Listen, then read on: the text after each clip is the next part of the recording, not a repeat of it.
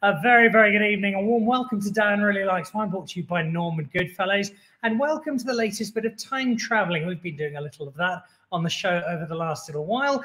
Tonight, we travel back to the year 2013, because last week, WineMag, in partnership with Amarim Corks, brought out their annual edition of the 10-year report. And it's one I look forward to reading every year, because 10 years is such a good window for so many South African wines to have got through the initial teething problems and to have really found their feet and started to express themselves in, I often feel, the manner the winemaker would most like us to interpret them. And so today we have a look to see who has finished in the top of the rankings, both red and white, in fact, some sweet wine as well, from wines of 2013. What were you doing in 2013? I think I was still at school. So 2013, a decade since Madiba said goodbye, a decade since Oscar Pistorius' fall from grace, a decade since Sir Alex Ferguson said goodbye to Manchester United, and a decade since all of the wines celebrated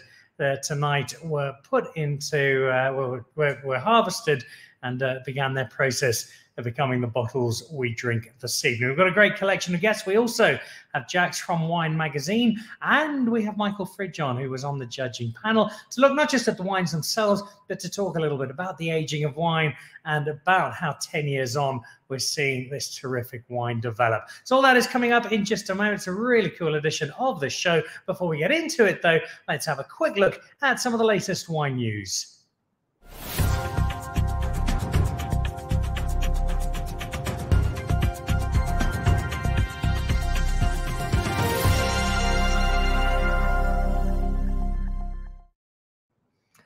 I'll have a look at this. This is an almighty celebration going on. You'll remember on Monday we had a selection of international judges as well as local Sauvignon Blanc South Africa chair RJ Buerta throwing forward to the Concours Mondial, the Sauvignon Blanc celebration. Yes, it's judging, but it's more of a celebration that is taking place. In fact, it wraps up today.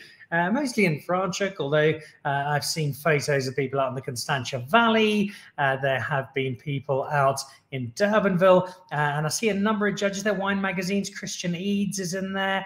Fiona McDonald is in there. Joseph Dafana of Blind Ambition.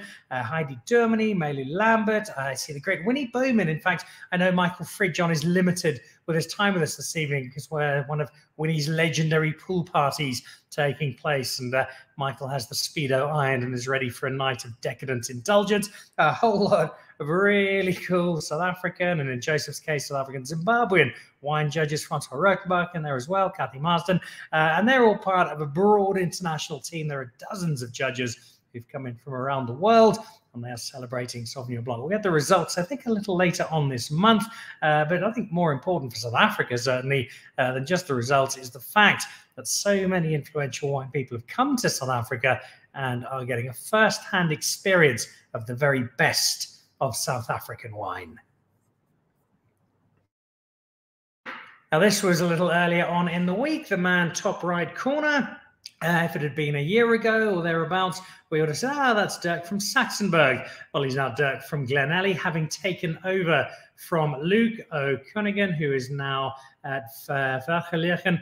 Not the first vintage that Dirk has made, but it is the first harvest he's doing this year, and the first vintage he's unveiling, even if a lot of what went into it was before his arrival. This is the 2017 Lady May, celebrating the French superstar. 98 now. She got on a plane and flew out to Stellenbosch and has been hanging out for the last week or so, I think.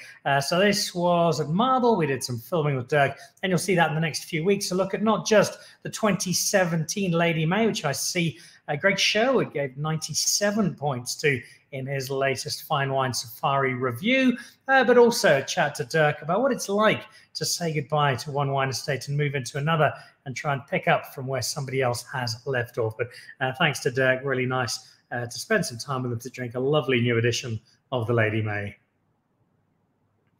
Then this, well, you can see Michael Fridjon, centre. In fact, we'll talk to him about this in a second. The book on the left-hand side. This is Joanne Gibson and Maylu Lambert. Joanne, one of South Africa's great wine historians and writers, and Melu, a recent Young International Wine Writer of the Year, and one of South Africa's top wine scribes, who writes for Michael Fridjon from time to time as well. And Michael was in conversation with both Melu and Joanne when they launched Klein Constantia, the home of Van der Constance, a book that charts the extraordinary history of a remarkable part of the South African wine story. Van der Constance, which is now as iconic a wine as South Africa has. And this tells the story of that wine, of the history of Klein Constantia, the people involved, and it includes some striking photography of what, even by South African standards, is a beautiful part of the wine world. That is available either in person or from the website at Klein Constantia, the only place you can get it. That's a strong contender, I reckon, for the Wine Book of the Year to look out for 2023. All right, so there we go. Get your Christmas shopping done nice and early before we hit the end of March. Right, it is the 2013 vintages we celebrate this evening in the WineMag report, a 10-year celebration with Amorim, and we have got an almighty collection of guests on the show this evening. It is a star-studded group as we've brought into one single show. So let's welcome everybody in to a very busy show, headlined by Jack Slahoud, who is from Wine Magazine and makes it all tick. So very warm welcome to Jack. So warm welcome to Michael Fridjon, who joins us this evening, one of the judges from the show, Stuart Buerter from Tokara, Chris Keith from First Verse, Dirk Tillman, who might have, with apologies to Arnie Barton-North and Niels Berg, the best beard we've ever had on Dan Really Likes Wine. Logan van Priel joins us as well from Ernie Els, and AC from Nuy, and Christo. Guys, welcome to all of you. Lovely to have you on the show. Congratulations on some really exceptional marks from the judges. And when you've got people like Mr. Fridjon, who gives anything over 80 points through gritted teeth, you know you've done particularly well. We're going to find out from Michael just what the judges thought and how this year went. But let's start with the Global Head of Operations and Premium Wine Tasting at WineMag. Jax, lovely to have you on the show, and a warm welcome. And give us a little bit of a background, how this came about, and why for you guys as WineMag, celebrating this decade of wines gone by is so important. Thanks so much, Dan. So, you know, when the magazine was still around, this was a very important element of the magazine as well, was really just trying to establish how well wines age in South Africa. And a few years ago, Christian decided it was a good idea to reinstate that. And that's just it. As you mentioned earlier, it really is important to establish how well our wines age. And really from a different perspective, it's the importance of wine is measured by its age worthiness. And we thought 10 years was a good measure of that. Obviously, we'd like to have 15 years and 20 years, but I think this is a good start for South Africa. And so, yes, we look at the 2013 vintage. And overall, I think the wines generally did well. There weren't too many high flyers, but overall they did really nicely. And I always find it quite interesting how the whites fare generally very well, because I think everybody's expectation is that the reds would do so much better than the whites, and the whites always stand strong, which is great. And obviously your ports and your muscadels have got a really good chance of doing well, and they should probably be in a 20-year lineup rather than a 10-year lineup, but that's always good to see. Another one, and it's always good to have Amorim Cork on board. The winning winery and producer receives a gift from Amorim Cork, which is quite a desirable gift. In this year, it was the GS Cab Sav 1968, which I think goes for around 30,000 a bottle. And so that was a really nice treat. And we'll mention that in a minute. That went to Ernie Els, but I'm sure you'll touch on that later. You have to find out if Logan and Louis have poured that wine yet. I can't see them holding themselves back for too long. Jax, will come back to you at the end of the show just to see where this report is going and how important it is for WineMag. Let's jump over to our esteemed judge. Michael, welcome back to the show. First time for 2023, first of many, I have no doubt. Give us your synopsis, this 10-year report. What, for the judges, was the overall impression of South African wine 10 years on? So it's really interesting. I think we went into it fairly open-minded. 2013 was never billed as the vintage of the century, but we did know from the climatic conditions that the acidities would be quite high, and that the acidity, which is going to act as the preservative in these wines, suggested that they should all be at least in reasonable drinking nick. And indeed, that was the case. There were very few disappointments. And the idea that when a wine is 10 years old, it's kind of tipping over the edge was certainly not evident in the lineup. So that's the first thing I wanted to say. The second is that where there was a disappointment, it was perhaps at the lack of concentration, especially on the red wines, where what you would expect after 10 years is the beginning of an evolution, some clear and still very attractive secondary characters and ample dollops of them. And that was the part that wasn't there as a general rule. Part of the same disappointment was the lack of a broad spread of the red wine varieties that I certainly think are age-worthy. So that was certainly a disappointment. On the white wine front, there were some really interesting examples. Firstly, white wines, lower alcohols, slightly more concentrated acidities, which serve to preserve them. And suddenly you see a really attractive lineup. Sauvignon Blanc was, I think from memory, the dominant white wine class in terms of numbers.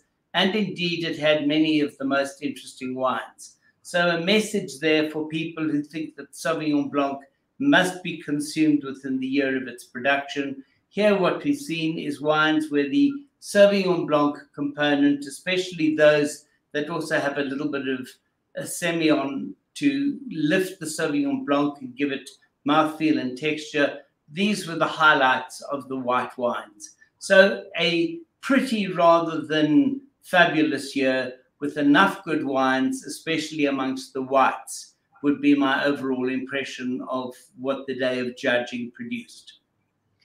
This obviously speaks to a particular year, to a particular vintage. How much do we read into the results from this as being reflective of the aging of South African wines generally? And how much is it, well, this is specifically 2013, and a 2012, a 2011, a 2010 might show us something completely different? Yeah, that is a good question. I think that we went through a bad patch as an industry from, if you like, the 90s through to, say, 2010, where we saw wines with great apparent potential keeling over somewhere around the 10-year mark. I don't think there was any evidence of that here. So I think we are seeing greater age-worthiness from 2010 onwards. And in fact, at the Lady May launch earlier this week, I thought that the 2011 particularly was looking completely spectacular. It had more texture, it had more depth, and it seems to have emerged from its shell. So I don't think we need to treat 10 years as a sell-by date, particularly with well-made wines. So to answer that part of the question, the reservation about 2013 is that because it survives, it doesn't mean that it gains considerably in complexity. I call that paying rent in your cellar. It survived, but it hasn't really justified the investment of space in keeping it. So a very fine vintage, surprising quality whites, and the top reds were obviously top reds, as the scores indicate. But I wouldn't like to draw any conclusions about the prospects of South African wines, white or red, based solely on the experience of this lineup of 2013s. This is a report brought to us by not just WineMag, but also by Amarim, which makes it an apt time to ask you a question about the storage, the quality of corking. How much is that influencing these wines in particular, South African wines in general, in terms of our ability to hang on to them and to bring something out, as you did very kindly at lunch a few weeks ago, back from 1984 from Le Bonheur, which was still in sparkling condition. How much is that corking and the subsequent storage affecting our ability to hang on to these? Okay, well, the first and obvious thing is that storage is paramount. And even those older wines that we had over that lunch, while they can't have come from guaranteed storage, I don't know anybody who had proper refrigeration nearly 40 years ago. The one certainty is that if the level is high in the bottle, then there's not that much oxygen ingress, and an older wine, in theory, should be able to evolve. We do need different criteria. When we judge older wines, we are seduced generally, both as panelists and as wine drinkers, by the very forward fruit of young wines, white and red. And as wines age, they get much more of the secondary and even tertiary characters, which, if you're not familiar with them, you may not see the point in having aged the wine. But on the assumption that you like the taste of older wines and that you've seen the wines well stored, I guess the key question you're asking is, what role does the cork or the closure play in this? And it has to be said that the cork industry has been through a substantial self-examination over the last 10 or 15 years. We saw appalling results in the period, say, 95 to 2005, with a very high incidence of taint and much more disconcerting in a way, random bottle oxidation. But it also has to be said that although we called for a few second bottles on the tasting of the day, part of that was just to check that the wine was true to where it was. And I think only 2, maybe 3 showed evidence of cork taint. Today, wines that are being bottled from, say, the 2023 vintage with a combination of natural cork or properly managed agglomerates, I'm very confident that those wines 10 years from now will have aged in a much more gracious way than the wines from 2 decades previously. Which leads us into our top scoring wines from 2013. Just very quickly, before you do go and we say goodbye to you, Michael, I know Winnie's pool party is waiting and you are the star attraction as always. We saw some photos of you during the news down at Clan Constantia, Joanne Gibson and Melu Lambert bringing out a beautiful chronicle of the history of Clan Constantia. Give us very briefly your thoughts on that book. Well, I can hardly be impartial about a book that I wrote a preface to, but I have to say I think it's turned out splendidly. But then the subject itself is an evocative subject. We don't realize how important for both the history of our industry and the history of the idea of wine as a luxury Constantia or Vin de Constance actually is. It was the first icon wine in the world. It was the most valuable wine in trade at the end of the 18th century, more valuable than any wine produced in Europe. And so it was the first wine that gave an indication that the collectability of wine, that wine could be an object of luxury. It was the first wine that set that on the route. And it follows also from that, that the fact that Dougie Jooste in the early 1980s realized the importance of preserving that history has in turn led to the complete renaissance of the Constantia region. Prior to that, there was Groot Constantia, and at about the same time, Baden-Verwachting was beginning its own renovation. And if it hadn't been for the success of Klein Constantia, and then particularly, and on top of that, the success of Vin de Constance, the number of producers we see today in Constantia would never have been there, because Constantia is really a suburb of Cape Town.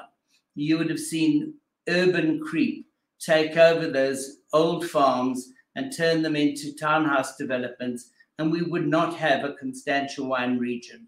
But Klein Constantia, with the success of its white and red wine, the Sauvignon Blanc, particularly the 86, followed almost immediately by the importance attributed to Vin de Constance, gives the industry a point of recognition, made it quite clear that to convert some of those quite rundown farms into townhouses would be to deprive the country of an important part of its vinous history. So I think that Constantia van der Constance played a key beacon role for the return to production of the whole Constantia region. And in that sense, it's very important. Turning to the book, it's been splendidly illustrated. The historical research by Joanne Gibson is, as always, meticulous, and she really has managed to extract from the archives a whole lot of useful information for people who want to understand more about the wine industry in South Africa in the 17th, 18th, and 19th centuries. And then Mele Lambert, who does produce a particular kind of poetry when she writes about wine, has managed to capture the evocative nature, both of the place and of the wines that are produced there. So I really think it's quite an important and very accessible document for people who love Cape wine and would like, in a sense, to engage with one of the icon properties. I think that makes it fairly clear. Go and buy yourself a copy of this history of Clan Constantia. Michael, I know you need to rush off. Thank you very, very much for joining us. Good luck at the party tonight, and we look forward to catching up with you again soon. Pleasure. Thank you. Michael Fridger, one of the judges on the 10-year report, a judging collective that decided, amongst others, that 94 points were deserved for a wine that came out with the highest score of the lot. What was the wine? Well, it was the Ernie Els Signature, a wine that I just happened to be drinking at Ernie Els 2 weeks ago. The Ernie Els team have brought it out of the library. It is available, and as the judges have shown, it is drinking very well indeed. I can attest to that, having had a couple of bottles over lunch. Logan joins us from Ernie Els. First of all, congratulations, Logan. It's always nice to get these sorts of accolades. Was there a touch of surprise that this was how well the wine had done with the judges, or were you kind of expecting some pretty good results? Thank you very much, Dan. No, look, we're always grateful when we receive good scores. But I did say to Louis, I actually tasted, I had a bottle of the 13 a week before I entered the wine into the 10-year report. And I came back to the winery the next day and I said to Louis, I've got a good feeling about this wine. I really think it's going to do well. So, it was nice to have called that one. But, you know, it was certainly lucky 13 for Louis because this was his 13th vintage. He made the first vintage of Signature in 2000. So definitely lucky 13. And we're obviously very pleased with the result.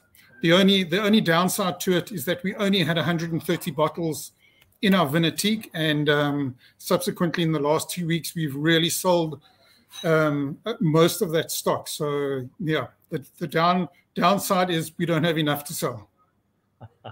Well, if you are looking for a few, there is a 13, 14, 15 mini vertical on the Dan Really Likes Wine store with Norman Goodfellows. You might just be able to sneak a bottle or two there, but they are clearly selling and selling well, as they should, based on this result. The fact, Logan, that you guys keep this library stock, that you're releasing it 10 years later, obviously means it's an important part of both your strategy and also telling the story of Ernie Els. This is a great endorsement of that. Why does it mean so much to you guys to be able to dip into history like this and show people today something that you brought out as far back as 10 years ago?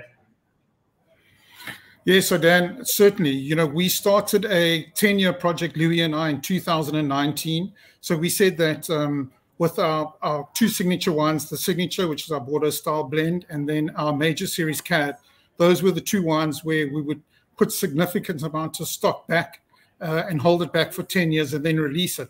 So 2013, this is actually our first 10-year release from that program. Even though we only had 130 bottles left, it was a start. So yeah, we're very pleased. And it's important because it's really validation, you know, to the winemaking team. Our terroir just lends itself to big, bold, powerful wines that you're able to lay down for 10, 15, 20 years.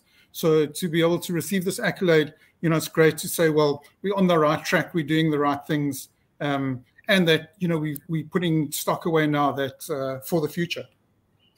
Does that, though, Logan, give you a little bit of a conundrum in terms of the approach to winemaking and the winemaking style? Because if you're making wines that so clearly age really well and can continue to age, I'm sure, for a few more years, where do you place your focus? Is it making these wines that put down now, don't touch, but drink in 8, 10, 12 years? Or do we remember that, hang on, a lot of people who are buying wines are buying them today to drink them tonight, drink them tomorrow? How do you strike that balance? How tricky does it make it for you both as a winemaking team and as a brand? Absolutely, that's the that's the dichotomy we face. So our wines are naturally tannic. That's what we get from our old granite soils. So always there's that when we start tasting the wines before it's even been released. We're always very cognizant of the tannin structure, and our kind of rule of thumb at Ernie Els is that it's in the barrel for 2 years and then it's in the bottle for 2 years before we release it, because we're very cognizant of the structure of our wine and of those tannins. But as you know, you need good tannins to age wine, and so it's always that trade-off. And a good example is our 2018 cab. When we first tasted that wine, Louis was a little worried, and he said, "Wow, these tannins are really powerful. How are the consumers going to react?" But they settled down, and that wine has just recently won top 10 and double gold. So yes, it is a trade-off, and sometimes the wine up front, even though it's only released after 4 or 5 years, sometimes it is a little tricky. But we won't release it if we don't think you're able to drink it immediately. Well, I think if you can get hold of it and hang on to it, the results are very, very clear. You received top spot with a Bordeaux blend led by about 60% Cabernet Sauvignon. Drop that down a touch to 41%, and you've got the blend of the first verse from Chris Keat. Also, all 5 traditional Bordeaux varietals. Chris, congratulations. This is obviously not just a style of wine the judges like, but the kind of wine that lends itself to aging. I'll pose the same question to you I did to Logan. Well, what was your response when you got this? Was it a wine you were expecting great things from, or was there a bit of a pleasant surprise to it? Dan, my aspiration with the wine is to create something that obviously one can enjoy earlier, and I think that's the beauty of the premium top end quality South African reds at the moment, and for the last couple of years, is that they're so seductive and so enjoyable in their youth, yet they have the capacity to last.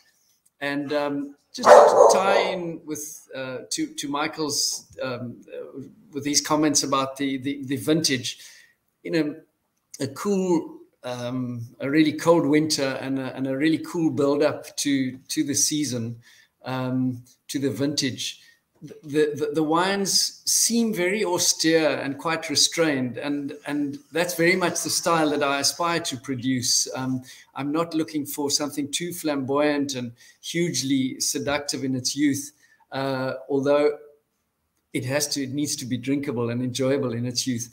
But I think the expectation from the people who now have got to know the first verse, I've just released my 11th vintage. So slowly it's getting some recognition, and people are starting to know about it. But the expectation certainly is that the wine should last. And it's always, as winemakers, we have opinions on the longevity about the wine, with a certain degree of confidence. But it's panels like this that seem to endorse our opinion, and for which I'm grateful. And those people who clients, consumers that do cellar the first verse, I think this is a nice little endorsement that the investment's been worthwhile. Amongst those people who are noticing your wine and enjoying it, the First Minister of South African Wine in London is watching from his 5th free lunch of the day. Greg Sherwood, some friends drank the Keat 2012 recently, and it was wine of the night. can only imagine 2013 is epic as well. Well done, Chris. Getting that sort of acknowledgement, as you say, is really important from judges, from the consumers. How important do you think it is for the general perception of South African wine, that in the more premium, the more nose in the air wine circles, that this is, we are a wine country to be taken seriously? We can age our wine and take it 10 years and more and still have something that's really special. I think it's hugely relevant, and for me, this is one of the competitions that is really relevant in the context of South African wines, and to promote on an international platform the fact that our wines actually have the capacity to age gracefully and in fact improve with age. So I think it's hugely relevant. Greg Sherwood himself had a tasting very recently of some old South African reds versus some top-end French wines, and these were roughly 30-year-old wines, and the South African wines came out tops. So we certainly have the capacity and the ability to do it, and our wines are doing that. It's how we get this message really broadcast widely to the international community, who can get these wines, super quality wines, competing with the best in the world at a third of the price. From a personal perspective, Chris, you gained so much credit for work done a little while back with another red blend that the Cordoba label brought to the fore. How satisfying is it to now have another wine, a different label, different space, different elements coming into it, and yet still achieving something that the wine world is saying, geez, Chris, you've done something pretty magical here?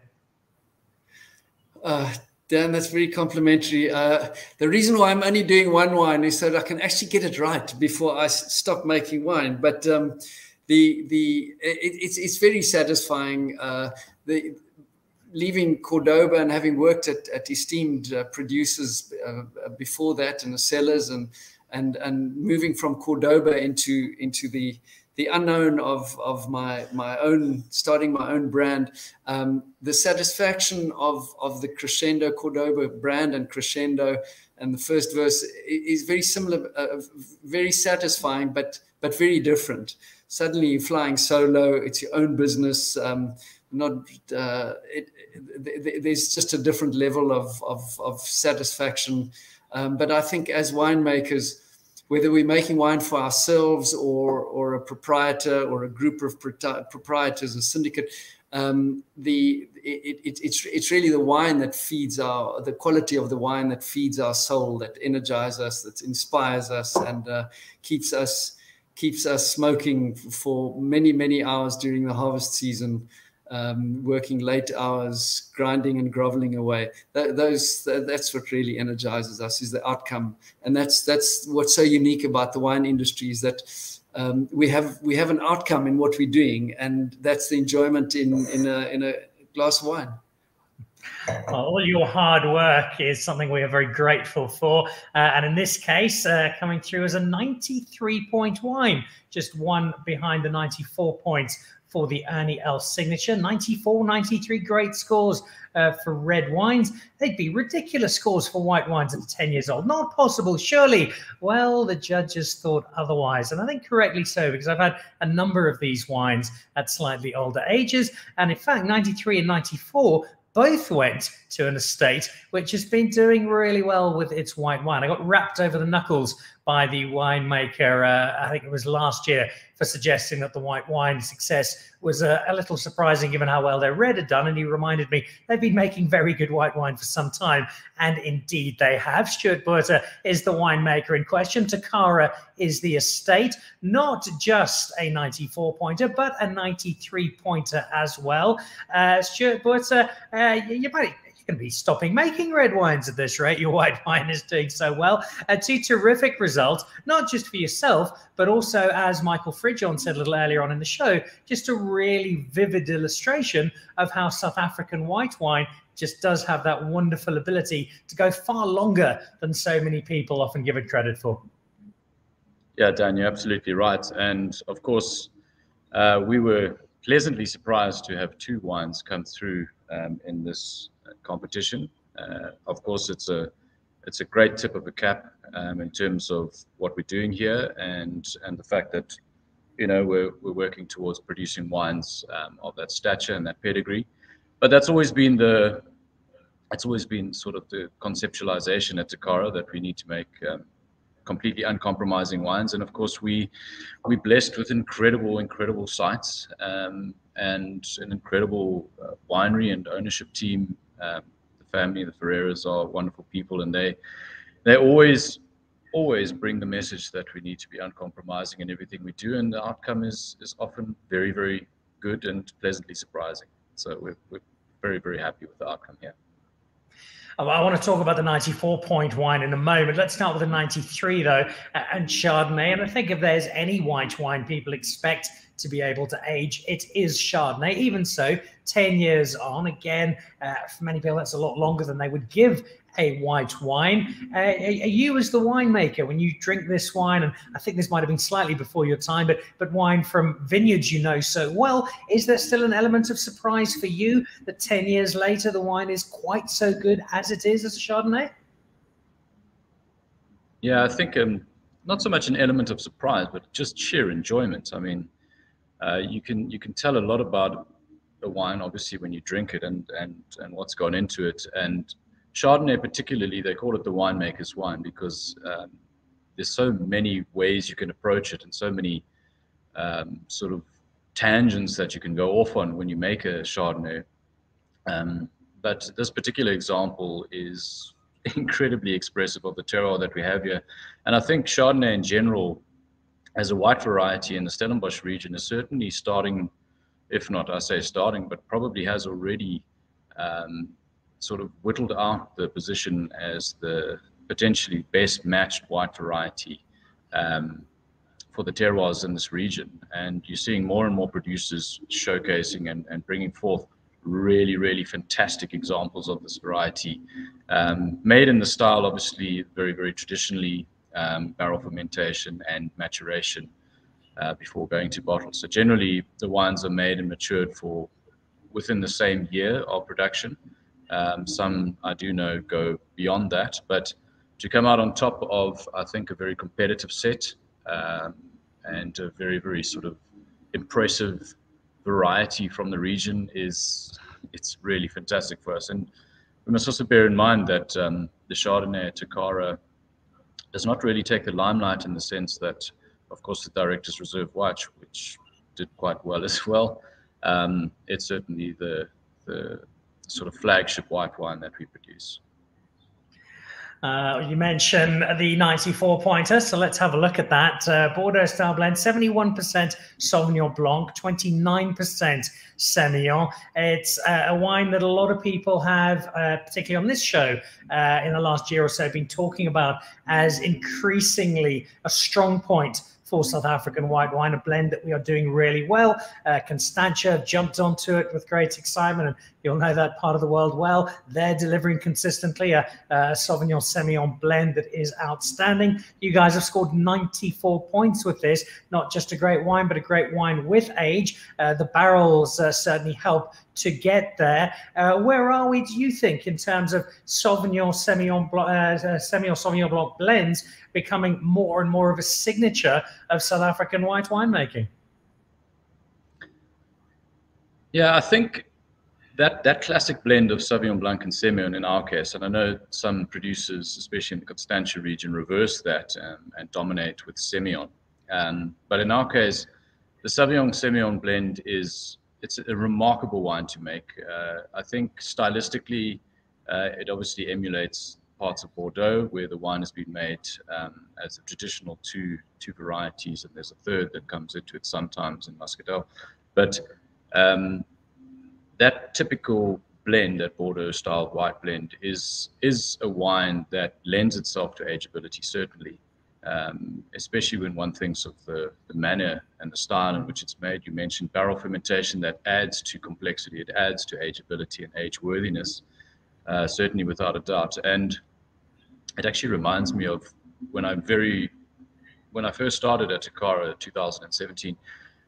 it was the first time that we could do a 10-year vertical of the Director's Reserve White, and it was one of the first functions that I attended as the sort of up-and-coming winemaker, Tokara, and it was absolutely astonishingly eye-opening, tasting through those wines and seeing the ageability and seeing the absolute class that one can derive from these two varieties when put together thoughtfully. So I think it's certainly in the South African context a wine that has a very, very sort of good future.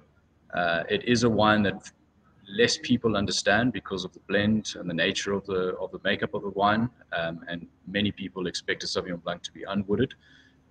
But certainly in a Stellenbosch context with a slightly warmer climate, very, very deep, rich soils, the style that the Director's White is made in with the combination of Sauvignon Blanc and Semillon and barrel aging is a force to be reckoned with. And yeah, I mean, the Director's Reserve White has made an appearance on this 10-year review a number of times. So I think it's probably the white wine of ours that has gleaned the most sort of appreciation, especially for aged examples in the past. So it's just good to continue with that track record. 94 points. Now, 71% Sauvignon Blanc, but it's got some wood, so you can kind of understand how it's got through 10 years. How on earth, though, does a Sauvignon Blanc, just Sauvignon Blanc, no wood, get to 10 years, get 92 points from the judges? Well, Dirk will have to explain this one to us. Dirk, congratulations. This is a terrific result, and one that for Sauvignon Blanc is particularly eye-catching. Explain, how did you create a wine that has lasted so long, lasted so well, from a varietal that most South Africans tend to see the vintage as the use-by date and take their point of departure from there? Yeah, thanks, Dan. I think it's about the terroir. We started in, I think, 96, 97, the first vineyards here. And since then, Sauvignon Blanc especially and Semillon has showed up to be probably the most outstanding ones. Early accessibility, and as we can see, a good ageability on it as well. Shiraz is one of the other ones that also stand out. But yeah, not much. Also trying to make Sauvignon that's really accessible for the market. But I think with our climate and our soil types that vary so much, it does play a role in the ageability. We've got naturally very low pHs and quite high acidity, which lends itself to ageability in white wines. And this is a space, I think Michael Fridjon pointed out very clearly. It's not one where we expect this kind of age. How much do you think getting this kind of result, getting this kind of accolade, getting some attention for it, is going to start shifting the general South African belief that Sauvignon Blanc must be drunk so quickly? Do we have a hope, Dirk, do you think, of getting South Africans to start hanging on to Sauvignon Blanc, even if it's just a year or two, to try and get a little bit more out of the wine that you're producing? Yeah, Dan, I think the sweet spot is that, when we release the wines, it's ready to be drunk. But also, if you, like Michael said, if you prefer the aged wines, then it can age as well. So I think that's the message, that the wines are drinkable right from release. But if you want to, you can also age those wines. There are a few wines that I think change quite as dramatically, or have the potential to change as dramatically from the moment you open them on release through to 10 years later or thereabouts. How dramatically has this wine changed, and what has the journey of watching this wine unfold been like for you? Yeah, it's quite interesting. Dan, I had a 2007 the other day, and I was blown away. Where it's obviously not the freshness that you get on a recently released Sauvignon, but the secondary flavors that develop and the characters that develop, I particularly quite like. I also do some Sauvignon in barrel for that reason. But it all depends on the style you like. I'm looking forward to trying this because I purchased a case of it at the Strauss auction last week, so it should be arriving in the next week or so, and I'll be posting on social media as to how that goes. I'm really, really interested in how that develops. That is a 10-year-old Sauvignon Blanc. We'll come back to you in a moment for a final thought, but let's jump over to Christo and our dessert category. And this is one that I particularly like because it's a category that I don't think, and I've said this on the show a lot, that we drink enough of as South Africans. That is our sweet, our dessert wine, because we just make it so well. But it's, I don't know, maybe not as fashionable as it once was, not in style as it once was as much. But when you get as many points as this particular wine has, then perhaps we can start to shift those expectations. Christo, congratulations on a great result, and lovely to see. What's the reaction for you as a winemaker when you get a collection of people made up of Christian and Michael and their ilk who're saying, yep, this wine is superb and we're going to rate it as such? Yeah, well, Dan, thanks for having us. It's actually, we were pleasantly surprised. As you do mention, you know, Muscadels is a dying breed of a wine style on the Swedish style. You know, there's a lot of people going into the port style of wines. So Muscadel, you know, to keep it interesting is really an effort from us as winemakers to keep the people interested in the Swedish, sweeter style of fortified wines. It's a style that doesn't change quite so much as a lot of others. We spoke a moment ago to Dirk about that dramatic shift. He referenced the 2007 and how much that had changed. It's a slightly slower process, guided mostly, I suspect, by the volume of sugar within this wine. So the change is a lot more subtle. Where then does that put, broadly speaking, your ideal drinking window with this style of wine? Is 10 years kind of when you should be drinking it, or is this gone a little further than you might have expected? I think us as winemakers tend to say this wine will age. You know, it's easy to say that. It's not that easy to prove that. So I think with Muscadels, you know, actually we know the wines can age well. You know, you mentioned sugar now. You know, the sugar levels on this wine is around about 220 grams per liter of sugar. But you've got this high alcohol around about 16 to 17 volume percent, and that's actually what keeps the wine, that helps the wine age. The thing is with this style of wine, I think you do have to age these wines to get complexity, to get the alcohol to actually marry. We're talking about a marriage between the wine and the alcohol. You need to have a very good integration of those two. So it's actually, I think 5 years plus is when good made Muscadels actually starts to show its potential. And in terms of this being a labour of love, you mentioned, I can see with just a slightly ironic smile perhaps, that people aren't drinking so much of this style anymore. When you get this kind of reward, is that little nudge to say, oh, you know what, maybe the whole world isn't drinking this style of wine, but those who are know how good it is, and that keeps you going to keep producing and to keep investing time and effort into this style of wine? Yeah, I think, Dan, actually also, you know, as us as winemakers, we have to go with the trends also.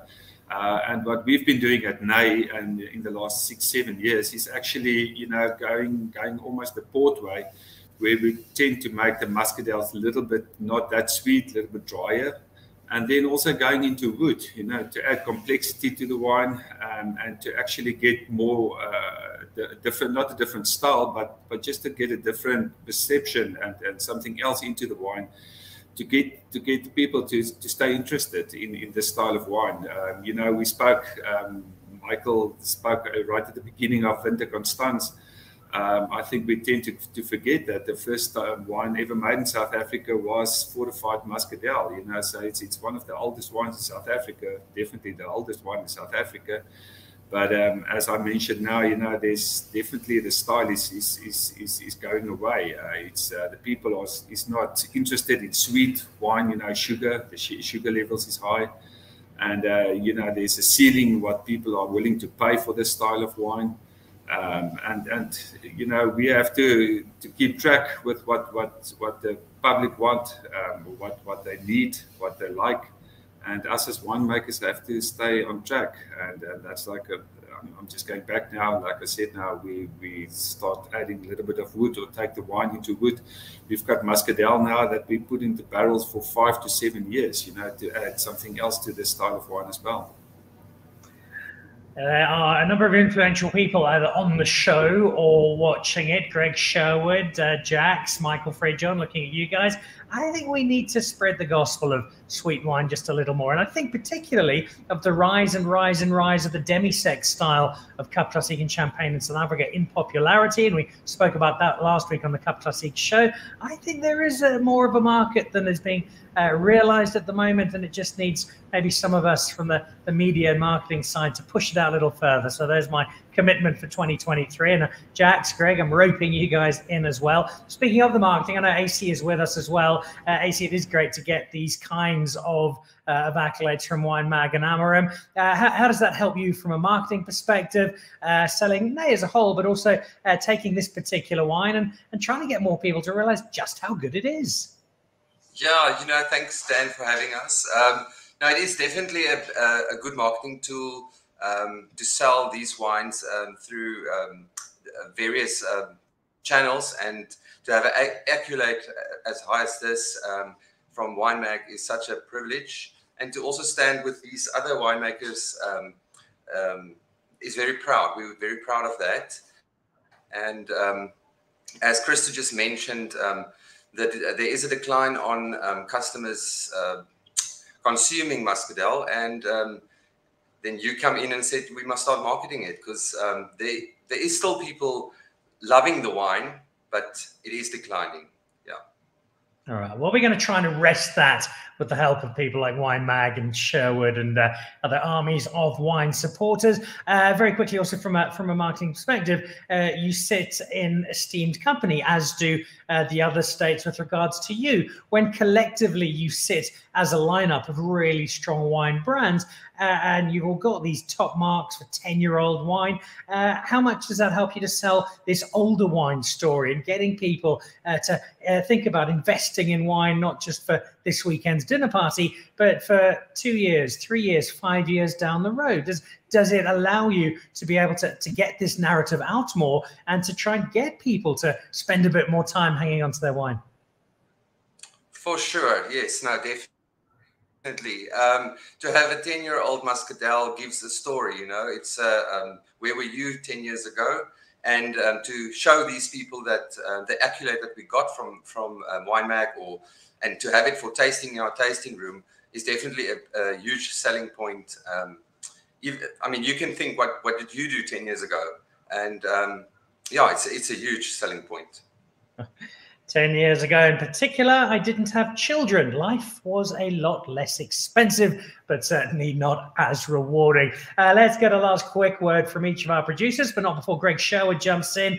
Demi-set category, the big push in Champagne now. 2 Cup Classique can only benefit. Goes wonderfully with tasting menus and the soms especially. Also great potential for sweet wines. It's that last line. Great potential for sweet wines. That is the one to take away from that last conversation. Stuart, very quickly, harvest, how is it looking for Tokara? Is this, and I know winemakers never ever say this, but could this be the greatest vintage ever, Stuart? Yeah, one wants to not sound like a broken record, but the 2023 harvest has shaped up so far to be incredibly good, particularly on the whites. They are very, very exciting. We've experienced a little bit of troubling weather in terms of rain at the beginning of the red harvest, and that seems to have gone away. But I see we have a little bit more on the radar. But it's getting downgraded every hour that passes. So we're all holding thumbs. I think that that rain passes and that we can complete our harvest. And in that respect, if it does, we will have a very, very exciting harvest on our hands. I'm hearing this from a number of winemakers. It's terrific to hear. Dirk, let me come back to you. Your harvest, where do you stand with it? And then also, where do you feel you guys are as a region? Because it's a region that over the last couple of years has been popping up on the radar more and more and more. You seem to work collectively together really well. There's a drive to give the region so much more coverage. Are you feeling that sense of growth? And is this going to be a vintage that takes that even further forward? Yeah, Dan, I'd like to think so. I think in the start of the season, we had extremely good signs in the white wines. We still got some red out, which is a bit challenging at the moment. But in total, I think, on the white wine side, we are in the southern tip of Africa, and it's extreme viticulture, so we're pretty used to what's happening at the moment. It's storms and rain and wind, and I think that's what makes the area exciting. Like visitors come here, and the first thing they say is, "Where's the vineyards?" I think that's where the collective comes from, because we're so thinly spaced in a large area that's predominantly sheep and cattle and cereals, and we've got extraordinary wines in there, and it's not very visible. So I think out of that view, I think it's a very good thing for us all working together, and getting our area known, because I think we make exceptional wines in this area. One of those is the one we've been speaking about this evening. A quick recommendation, Dirk, before I let you go. I've got my case of your top scoring Sauvignon Blanc arriving hopefully in the next few days. What am I eating with it, Dirk? You're going to have a nice big marrow bone on polenta, and you'll have that crisp acidity that's still there cut through that. I think you will enjoy that. Ooh, you've got me starving already. Dirk, that is on my menu. Brilliant. Thank you. Let's jump back to Christo ever so quickly. Christo, just give us a sense of your harvest and how you feel things are looking for 2023. Yeah, Dan, we are 70% through harvest. Stuart mentioned the rain. We had the rain also here, coming through here.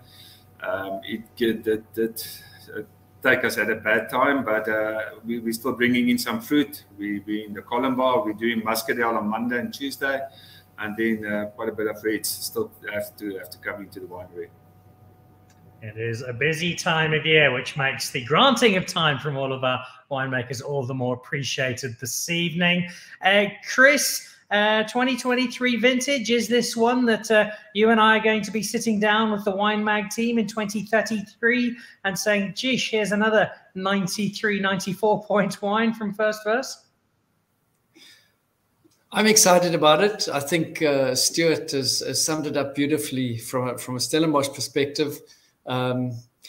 We've all been around the block a couple of times. We're in esteemed company as I sit here. And we're all used to the odd curveball. We have to think on our feet and be predict the curveballs coming and react before they hit us. So I think what's in the cellar so far is looking really, really exciting. And we'll see what this next curveball does to us, but we're going to deal with it, and I think most people have brought most of their grapes in, so the potential is looking great. Fruit flavors, the aromatics are very exciting. What would winemaking be without the odd little last-minute challenge? It all adds to the character of the wine and, of course, the character of our winemakers, which they have in abundance. Logan, 2013, if I'm not mistaken, Ernie won the PGA Championship the year after he had won the Open, so it was a good year for him. It's also clearly a very good year for you guys. What about 2023? Is Louis skipping through the vineyards with a big smile on his face? So no, he is definitely, Louis says, he's running out of vintages to make wine. So he says that he's certainly keeping his best till last. So I think he's got a proven track record, and we're really looking forward to 2023. And I'm looking forward to selling it and taking it internationally, and it being well received by all of our consumers. Of course, there will be at least 4 years until you can get your hands on that, but it looks like another vintage to pencil in as look forward to with great excitement. Before we wrap up, let's jump back to Jax, who has had a glass of every single one of the wines we've mentioned since we last spoke to her. This is her dedication. It's clearly a space that means a great deal to our winemakers. That has come through extremely clearly, and Michael Fridjon making it also very clear as to why this is so important to South African wines. Absolutely no doubt that this is going to continue, but from a WineMag perspective, when you look at this sense of the industry embracing its heritage and embracing history, is this growing? Is this something that, as WineMag, you get a sense South African wine is really buying into on an increasing scale? I think so, Dan, definitely. First of all, I just want to say that it was a real joy and kind of a privilege to be part of and adjudicating on the 10-year-old wines. It always is, to have such special wines in the room that our esteemed judges are tasting and commenting on all the time. So it gives you a wonderful insight in terms of that particular vintage and where it's at. So I truly did enjoy that. And I love that WineMag is focused on the age-worthiness of wine and stressing that through this particular report and competition itself. In terms of going forward, we did have 62 entries this year, which is a good number of entries and what we anticipate. We'd like to have more, of course. But I think in particular, what we'd like to have more of and what we'd like to challenge is the Chenin Blanc producers out there and the Pinotage producers out there. I think we only had 2 Chenin Blanc entries, and I think it was 3 or 4 Pinotage entries.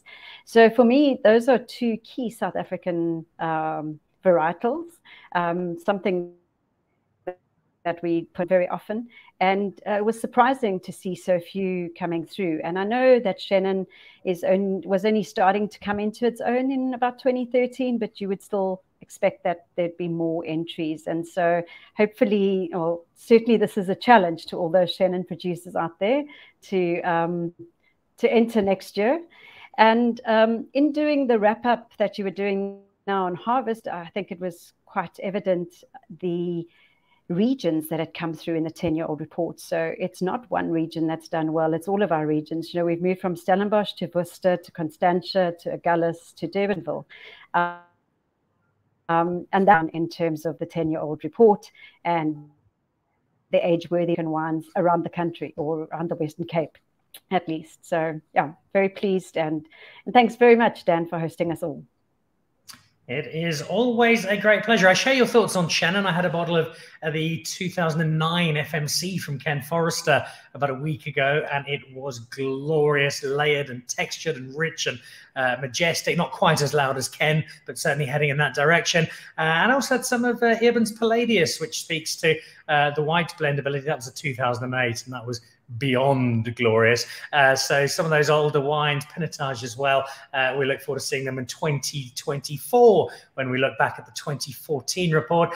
Jax, thanks so much to you and to Christian and to the WineMag team for the judging, for putting this together, for putting a spotlight onto 10-year-old wine, and to Joachim and the team at Amarum for supporting it so generously, and to all of our winemakers for being on the show and for delivering wine that 10 years on is doing so well. And I think that's the message to take away from today's show, and that is South African wine has got so many wonderful attributes. The ability to age is very much one of them, and you've got a selection of wine to now go out and seek and explore stuff from a slightly older vintage. That wraps us up for this evening. To all of our wine teams, guys, thank you very, very much. I know for most of you it's still flat out with the harvest space, so thanks for jumping in on the show.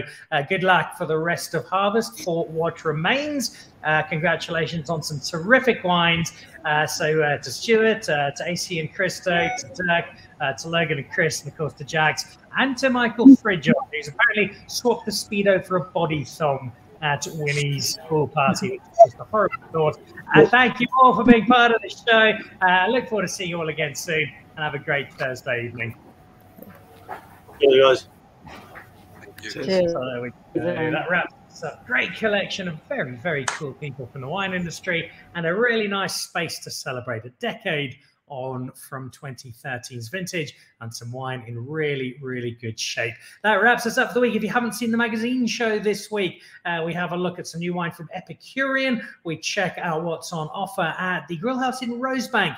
And we drop in on WineX to look back to the end of last year and a very successful event from Michael Fridjon and his team. Next week, I'm going to be down on Dan's Epic Wine Route as part of the Cape Epic, and I'll be visiting a number of wine estates in the Hemelanada Valley, in the Elgin region, down in Stellenbosch, filming a great deal, doing a couple of live shows from down at the Epic, and reporting in from the back end of Harvest 2023. That does it for me. I'm off to find some 2030 wine. In fact, I've got some of this Ernie Els, the top performing red from 2013. I think that might go rather well with dinner tonight. Enjoy your Thursday evening. Thanks again to Jackson, the WineMag team. We'll see you live next Monday. Dan Really Likes Wine, brought to you by Norman Goodfellows. Goodbye.